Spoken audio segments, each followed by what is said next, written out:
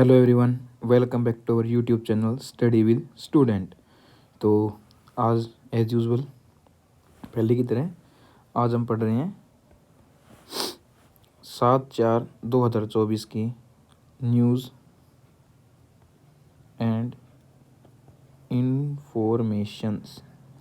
तो हम देखते हैं आज वैसे भी सैटरडे संडे को थोड़ी न्यूज़ कम ही होती है, तो इसको देखते हुए ये कुछ न्यूज़ हैं जो साथ की हैं, उसको हम देखते हैं कैसे क्या चल रहे हैं। तो हम शुरुआत करते हैं पहली न्यूज़ की से। अपनी जो पहली इन्फॉर्मेशन या न्यूज़ जिसको आप मानते हैं वो आई है मालदीव से। तो सॉरी, तो मालदीव्स ने क्या कहा है कि मालदीव्स ने, आपको जैसे पहले भी आपने पढ़ा है कि भाई मालदीव्स आउट इंडिया का कैंपेन चला रहा था।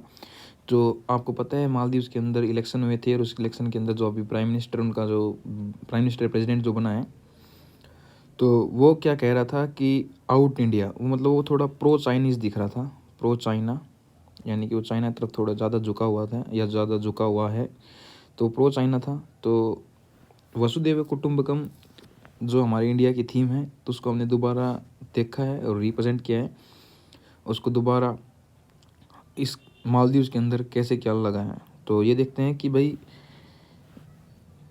ये आउट इंडिया के कैंपेन के बाद भी इंडिया ने हेल्प की है किसकी, मालदीव्स के लोगों की।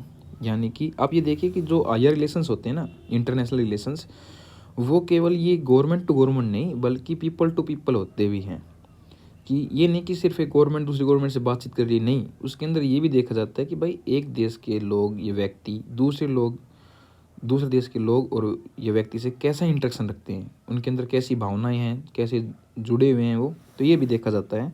तो इसके अंदर ये पता चला कि भाई हमने जैसे राइस, शुगर और व्हीट है, इनके ऊपर थोड़ा बैन लगा दिया था, या उन्होंने थोड़ा भाई ऐसे डिस्क्रेट किया, जो ऐसा जताया कि उनको ज़रूरत नहीं है। उसके बाद उन्होंने इनकी ज़रूरत पड़ी राइस की, शुगर की, तो चाइना ने कोई हेल्प नहीं की उनकी, चाइना ने बिल्कुल भी हेल्प नहीं की उनकी। तो इसके बाद इंडिया सामने आया और उसने बैन हटा दिए, व्हीट और राइस से बैन हटाए हैं। और ये से ये दिखता है कि भाई हाँ, चाहे मालदीव हमारे खिलाफ हो, वहाँ की गवर्नमेंट खिलाफ हो, बट हम अब भी उन लोगों से जुड़े हुए हैं, उन लोगों को एक तरीके से रिप्रेजेंट कर रहे हैं। तो पहली न्यूज़ यहीं से है और यहीं समाप्त होती है। इसमें एज सच कुछ ज़्यादा है नहीं, बस आप ये देखिए कि भाई मालदीव के साथ रिलेशंस ख़राब होने के बावजूद भी हमने उनकी हेल्प की। तो आप कहीं अगर किसी GS1, GS2, GS3, GS4 paper में कहीं लिखने के लिए आ जाता है तैयार कि GS2 में जो आईआर रिलेशंस होते हैं, तो उनके अंदर भी अगर कभी क्वेश्चन आया तो आप ये आराम से लिख सकते हैं कि भाई मालदीव के साथ ऐसा होने के बाद भी हम ऐसे थे। या टर्की के, भाई वो टर्की था जो हमारे खिलाफ खड़ा था और वहाँ उनके भूकंप आया तो हमने ऑपरेशंस किए और वहाँ पर भी एनडीआरएफ की टीम भेजी गई। तो ये सब कुछ हमें देखना पड़ता है, लिखना पड़ता है। तो होप आपको ये पहली न्यूज़ समझ में आई होगी। अब चलते हैं हम सेकंड न्यूज़ की तरफ। जो सेकंड न्यूज़ आ रही है वो आ रही है गल्फ ऑफ खम्बट, खुम्बत है, खम्बट, जो भी आप देख लीजिए, मैंने स्पेलिंग लिख दी है KHAMBHAT। तो ये गल्फ ऑफ खम्बट क्या है, और ये गुजरात लोअर कट में, जैसे कि आप ये देखिए कि भाई इंडिया यहाँ से शुरू हुआ, तो ये आपका महाराष्ट्र हो गया, गोवा यहाँ को हो चुका है, यह महाराष्ट्र हो गया है। तो आप ये देखिए कि जो गुजरात है वो थोड़ा कुछ इस टाइप से है, यानी कि शेर के मुख के जैसा है। तो यहाँ जो नीचे जो लोअर कट है गुजरात का, उसको कहते हैं गल्फ ऑफ खम्बट।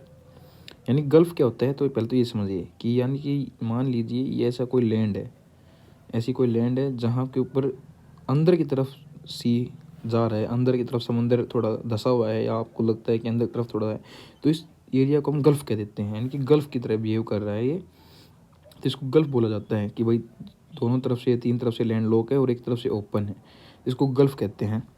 तो इसके अंदर क्या हुआ है कि हमारे लिए यही ज़रूरी है कि भाई गल्फ ऑफ खम्बट कहाँ सिचुएटेड है, गुजरात के अंदर। तो ये न्यूज़ में क्यों आया है, इससे हमें कोई मतलब नहीं है। इससे मतलब सिर्फ इस चीज़ है कि भाई ये है कहाँ, ये गुजरात के अंदर है, जो लोअर कट है गुजरात का उसको गल्फ ऑफ खम्बट बोला जाता है। और जो इसके टॉप पे है, जैसे ये जो आप, ये ऐसे अगर आप मानते हैं कि ऐसे है वो, तो यहाँ जो टाउन है उसको हम खम्बट या खुम्बट जो भी आप बोल लो, उसको टाउन से रिप्रेजेंट करते हैं। तो आज की ये न्यूज़ है। सेकंड न्यूज़ है सेलो फेक वर्सेस डीप फेक, या एंड डीप फेक बोल लीजिए। तो सेलो फेक क्या है, तो इसको सिंपल सी भाषा में समझते हैं कोई ज़्यादा ये सच है नहीं।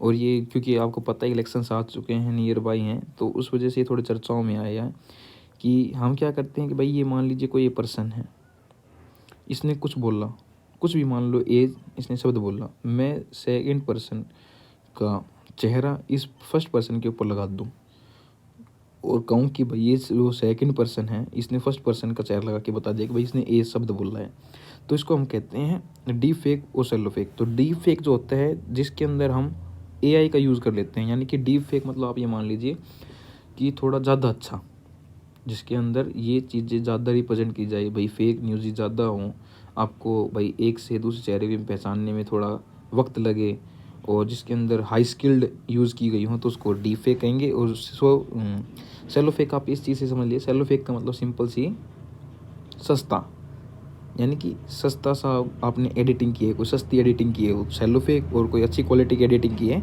तो डीप फेक। तो ये सेकंड न्यूज़ थी, आपको पता होना चाहिए डीप फेक और सेलो फेक क्या है। अब आते हैं माइक्रो प्लास्टिक। अब ये देखिए कि माइक्रो प्लास्टिक बहुत चर्चाओं में चल रहे हैं, तो मैंने आपको बता दिया था भाई माइक्रो प्लास्टिक का क्राइटेरिया वगैरह पिछली वीडियो के अंदर। मैं आपको फिर भी रिप्रेजेंट कर देता हूँ भाई, जिसका साइज़ 1 माइक्रोन से लेके 1000 माइक्रोन तक हो सकता है, या इसको बोले 0.2 इंच जिसका साइज़ होता है, या इससे लोअर जो साइज़ होते हैं तो 0.2 इंच से उनको माइक्रो प्लास्टिक के अंदर काउंट करते हैं। तो फिलहाल क्या हुआ है कि जो पॉलीमर हैं, यानी कि प्लांट प्रोडक्ट हैं, कोई प्लांट से भी हम पॉलीमर्स निकालते हैं, तो वो भी अब माइक्रो प्लास्टिक के अंदर काउंट जैसे किया जाता है। जैसे आप मान लीजिए टायर, मान लीजिए जो रबड़ के बने हुए हैं, उसके अंदर हमने सल्फर मिक्स कर दिया कुछ परसेंट, और उससे हमने टायर बनाए, वो टायर क्या है रोड पे चल रहे हैं, घिस रहे हैं, तो उससे माइक्रो प्लास्टिक उत्पन्न हो रहा है। तो ये कह रहे हैं कि प्लांट प्रोडक्ट से भी माइक्रो प्लास्टिक उत्पन्न होता है। तो बस आप इतना याद रखिए कि माइक्रो प्लास्टिक क्या है, कि वो इसका साइज़ कैसे मेंशन होता है। ये मैंने बता सके प्राइमरी माइक्रो प्लास्टिक कौन से हैं, सेकेंडरी कौन से डायरेक्ट यूज़ में है वो प्राइमरी, और जो नॉन डायरेक्ट यूज़ हैं वो सेकेंडरी प्लास्टिक्स में यूज़ किए गए हैं, वो सेकेंडरी में यूज़ किए गए हैं। अगली न्यूज़ आती है हमारी एनएमसी। ये थोड़ी इंपॉर्टेंट न्यूज़ है, इसको आप देख लीजिएगा। एनएमसी क्या है? एनएमसी क्या है? नेशनल मेडिकल कमीशन है, यानी कि जितनी भी मेडिकल चीज़ें हैं, ये आपकी सीटें हो गई, या फिर जितने भी आपके मेडिकल का जो भी चलता है, डॉक्टर्स हैं, या फिर जितना मेडिकल स्टाफ्स है, जिनको हायर करना है, लो करना है, सीट बढ़ानी है, घटानी है, या बाहर से जो डॉक्टर आए उनको अप्रूवल करना है, नहीं करना है, टेस्ट कंडक्ट करवाने हैं, किस बेस पे टेस्ट कंडक्ट करवाने, सब कुछ एनएमसी के अंडर आता है। तो इस न्यूज़ में क्यों है कि सुप्रीम कोर्ट ने कहा है कि आप अपना डाटा रिलीज़ कीजिए। जो एनएमसी है उससे कहा गया है कि भाई आपने डाटा रिलीज़ कीजिए। कौन सा डाटा रिलीज़ करें? वो डाटा कि आपने कितने स्टूडेंट्स को और कितने रुपए की छूट दी है, या आपके पास कितनी फंडिंग आई है, और उस फंडिंग का कहाँ कहाँ यूज़ हुआ है, इसका डाटा रिलीज़ करने के लिए कहा है। तो ये हमारे लिए इंपॉर्टेंट नहीं है, हमारे लिए इंपॉर्टेंट बस ये है कि एनएमसी क्या है, कि नेशनल मेडिकल कमीशन है, जो 2019 के अंदर आया था। इसका हेडक्वार्टर न्यू दिल्ली में है। 2019 के एक्ट से नेशनल मेडिकल कमीशन बना है। और हम अब सेकंड न्यूज़, सॉरी, हम चलते हैं अपनी अगली न्यूज़ के ऊपर, जो अग्नि प्राइम मिसाइल है। तो मैं आपको बता देता हूँ कि जो अग्नि प्राइम मिसाइल है, तो उसका टेस्ट पॉजिटिव आ गया है, यानी कि वो सक्सेसफुल हो चुकी है। तो अब हम इसको यूज़ कर सकते हैं।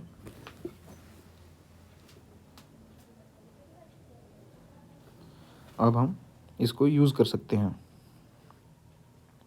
तो जो अग्नि प्राइम मिसाइल हैं वो कैसी हैं? Ballistic missile. मैंने आपको पहले बताया था भाई, जो दो टाइप की मिसाइल हैं, ये cruise missile, ballistic missile. Ballistic missile जो होती हैं वो स्पेस के अंदर जाती हैं, जो क्रूज़ मिसाइल हैं वो लोअर सरफेस पे रख के ही अटैक कर देती हैं। ये सब कुछ मैंने आपको बताया है। तो इसके अंदर क्या है कि डीआरडीओ ने इसको सहायता से बनाया है। और डीआरडीओ कब स्टेब्लिश हुआ था? 1958 के अंदर इसको डीआरडीओ को स्टेब्लिश किया गया था, बनाया गया था। डीआरडीओ यानी कि defence research and development organisation. तो अगली न्यूज़ क्या है? अगली न्यूज़ आ रही है भाई, पर्पल स्ट्राइप्ड जेलीफिश। या ये अब समझिए जेलीफिश क्या है। जेलीफिश एक अम्ब्रेला लाइक स्ट्रक्चर होता है, जो कि फ़िश नहीं है। अब ये मान लीजिए जेलीफिश फ़िश नहीं है, बल्कि वो एनिमल फाइलम के अंदर, और जो हम क्लासेस वगैरह देखते हैं, फाइलम वगैरह देखते हैं, तो उसके अंदर जो ऑर्डर वगैरह होते हैं तो उनके अंदर आती हैं। तो ये एक टाइप की जेलीफिश इसका नाम है, क्योंकि इसकी स्ट्रक्चर लाइक जेली होता है, ऐसा इसका कुछ स्ट्रक्चर होता है जेलीफिश का। ये अम्ब्रेला शेप होती है, ये अम्ब्रेला शेप होती है जेलीफिश पूरी कंप्लीट इससे। तो ये न्यूज़ में क्यों है, क्योंकि ये विशाखापट्टनम के अंदर अब बहुत ज़्यादा हाई अमाउंट में देखी गई है। जेलीफिश कहाँ देखी गई है, विशाखापट्टनम में हाई अमाउंट में देखी गई है। तो आज की न्यूज़ बस इतनी है, कुछ ज़्यादा न्यूज़ आपको पता है सैटरडे संडे को होती भी नहीं है। तो आज के लिए इतना ही, अब हम इसको बंद करते हैं। बस एक आपके लिए जो सबसे इम्पोर्टेंट है वो ये है कि एनएमसी कहाँ सिचुएटेड है, न्यू दिल्ली के अंदर। Thank you.